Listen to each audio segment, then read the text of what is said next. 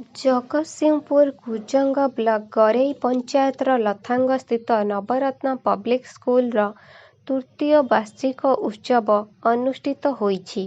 ଏଥିରେ ପାରାଦୀପ ବିଧାୟକ engineer Sambit Routray, Kujang block ଅଧ୍ୟକ୍ଷା ନୀନାରାଣୀ ସାହୁ, ପଞ୍ଚାୟତ ସମିତି ଉପାଧ୍ୟକ୍ଷ ଜ୍ଞାନଜିତ ସ୍ୱାଇଁ, ସିନେ ତାରକା ପ୍ରୀତିରାଜ ଶତପଥୀ, ସମାଜସେବୀ ଡକ୍ଟର ସୁରେନ୍ଦ୍ରନାଥ ମହାପାତ୍ର, ସମାଜସେବୀ ସ୍ନେହମୟୀ ଆଚାର୍ଯ୍ୟ, ପ୍ରଧାନ ଶିକ୍ଷୟିତ୍ରୀ ପ୍ରତିମଞ୍ଜୁଳା ଦେଇ, ଆଖଣ୍ଡଳମଣି ସ୍କୁଲ ଶିକ୍ଷକ ବିନୋଦ ମୁଦୁଲି, ସ୍କୁଲର ସଭାପତି ପରାଗ ମିଶ୍ର, ସରପଞ୍ଚ ଦୀପ୍ତିମୟୀ ଲେଙ୍କା ଓ ସମିତି ସଭ୍ୟ ଦୀପ୍ତିମୟୀ ପଣ୍ଡା ପ୍ରମୁଖ ମଞ୍ଚାସୀନ ଥିଲେ। ସ୍କୁଲର ଛାତ୍ରଛାତ୍ରୀମାନଙ୍କ ଦ୍ୱାରା ସାଂସ୍କୃତିକ କାର୍ଯ୍ୟକ୍ରମ ପରିବେଷଣ କରାଯାଇଥିଲା।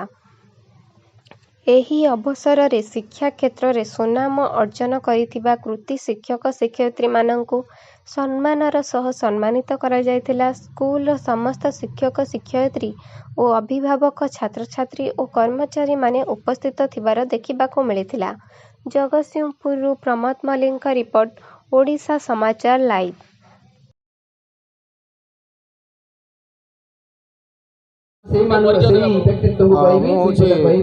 पराग कुमार मिश्र ये नवरत्न पब्लिक स्कूल चेयरमैन।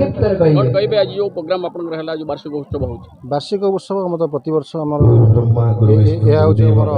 स्कूल गोटे परंपरा तेणु यही उत्सव पिला गोटे कह गले खुशी दिन से वर्ष को थरे आज बहुत भल है फंक्शन टी मुख्य अतिथि भाव विधायक एवं पंचायत समिति अध्यक्षा नंदराणी साहू, उपाध्यक्ष एवं व्यास फाउंडेशन अध्यक्षा स्नेहमयी आचार्य बहुत जोगदे तत्सहित आम आज गोटे निरा कार्यक्रम करूँ।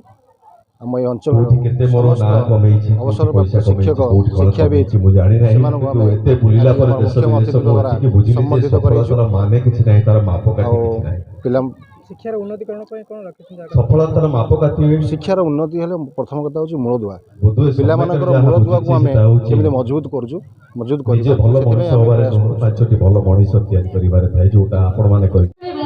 नमस्कार मो प्रीतिराज शतपथी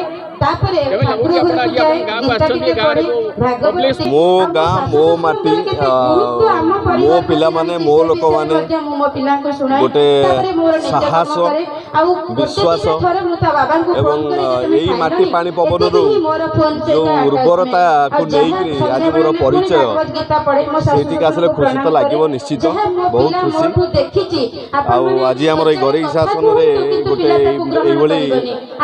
स्कूल आनुआल फंक्शन जोटा कि नवरत्न पब्लिक स्कूल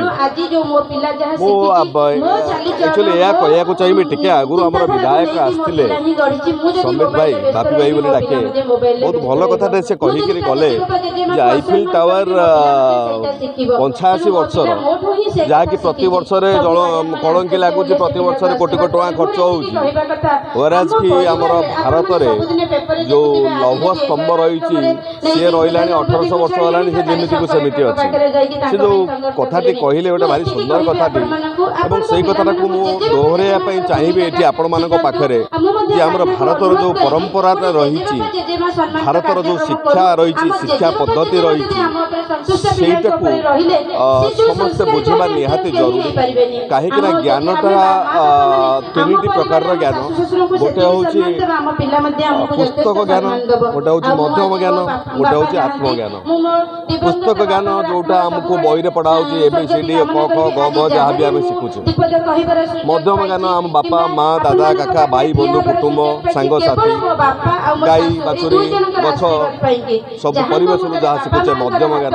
किंतु यार ऊपर को जाइए जोटा से आत्मज्ञान आत्मज्ञान आमको जब उदाहरण देवी आत्मज्ञान रास्ता किए थे से स्वामी विवेकानंद थे कहीपर पठाणी सामंत थे जी कि नली भी माफी करुले सूर्य चंद्रकर दूर से आत्मज्ञान पाइबाटा बड़ आवश्यक आजिका स्तर में से स्कूल पेरेंट्स माने समस्ते पिलामानकु सेही दिगरे रास्ता देखेबाटा निहाती आवश्यक। बाकी ऑब्वियसली बहुत खुशी मु स्कूल उन्नति कामना करुछि।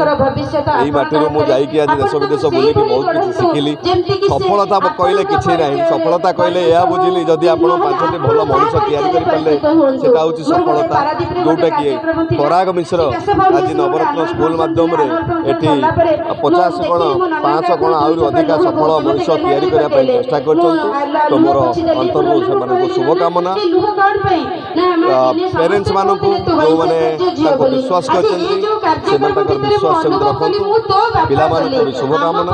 समस्त मंगल पर्यंते पदे कथा कहि नांती से उच्चारण रे विश्वास करते नहीं, आचरण रे विश्वास करते, से कथा रे विश्वास करते नहीं, कार्य रे विश्वास करते। तेणु कथा और कार्य जार मेल खाए से होची सफल मनुष्य।